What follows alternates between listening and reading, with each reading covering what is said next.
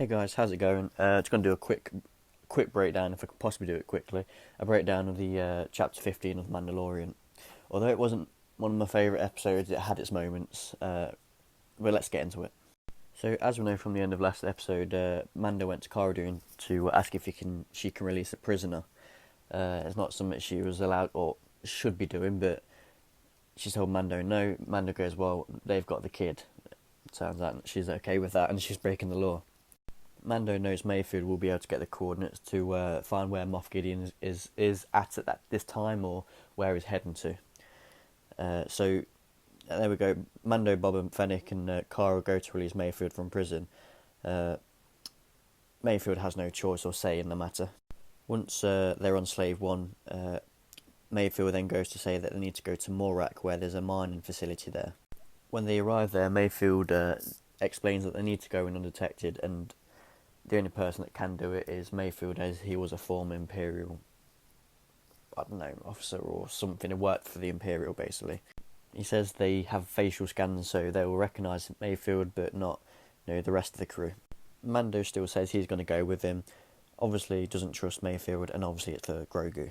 So to get in the facility, they take out 2 tank troopers who are delivering shipments to get through to the facility.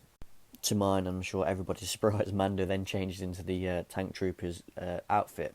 While they're driving to deliver the shipment of Rhydonium, they get attacks from, see it further down the field, and it's pirates. Eventually it comes to them, and Mando has to take them out, which is a pretty epic fight scene. Mando doesn't have his Beskar armour on, so when he gets hit, he's in a bit more pain. Upon arriving to the facility, Mayfield sees a former commanding officer of his where he lost a lot of people and friends in battle, which Mayfield still holds a grudge now. Mayfield requests Mando to abort the mission, which Mando obviously denies. So Mando says, well, let me do it then. So this is where it gets interesting for me. Mando takes the pog from Mayfield and goes up to the screen to get this information to where I find Moff Gideon, which obviously you get facial scans everywhere, so I don't understand how this is going to work. But Mando puts the pog in, and the screen requests a facial scan recognition. At first, with his helmet on, it doesn't recognise him. And then this is the interesting bit. Mando then takes his helmet off, reveals his face, and then it scans his face, and it accepts and gets him into the system, which is a bit of a what the hell moment. Like, how is this happening? But when the first access was denied, a commanding officer looked over, quite curious, and then started walking over to Mando. At first, he requests Mando to tell him his stormtrooper number or his tank trooper number, and Mando does not know what to say. Luckily, this is where Mayfield comes in to help save the day for him. Mayfield tells him his old Imperial number and says that Mando is with him. Obviously, the officer doesn't know who Mando is, so he sort of accepts it in a way. Mando and Mayfield then go to leave when the officer commander says, I've not finished with you yet. Which he then proceeds to say he was impressed by the tank troopers, that they were the only bit of cargo that got through. So he thought that was pretty impressive and said we need to drink to it. So while having this drink, Mayfield and the commander were talking about an old mission that they had, talking about how many lives were lost, how many friends and families lost their family members, and Mayfield was getting a bit agitated with this, and the commander was like, well, we outlived them. It was being disrespectful, really, and saying that they're heroes to the Empire, but no commiserations for them, no care for them or the families.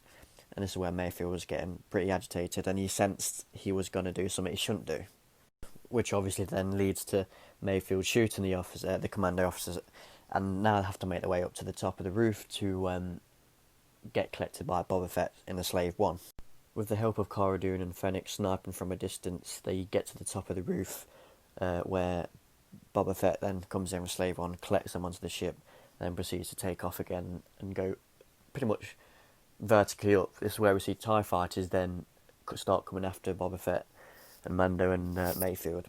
Boba Fett proceeds to go pretty much straight vertically, TIE fighters follow. We then see something awesome where Boba Fett drops his seismic charge, and that drops to the 2 TIE fighters and just blows them all up to pieces. At the end of the episode, it goes to Moff Gideon on his Imperial cruiser, where he receives a transmission. The transmission is from Mando saying, "You do not understand what you have, and I do. he means a lot more to me than he means to you. Basically saying he's coming for him, and this is war with him now. So thanks for listening, guys. It wasn't as short as I wanted it to be, but hey ho. Thanks for listening, guys. Don't forget to let me know what you thought of the episode.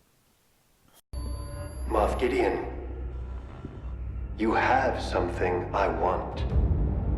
You may think you have some idea what you are in possession of, but you do not. Soon, he will be back with me. He means more to me than you will ever know.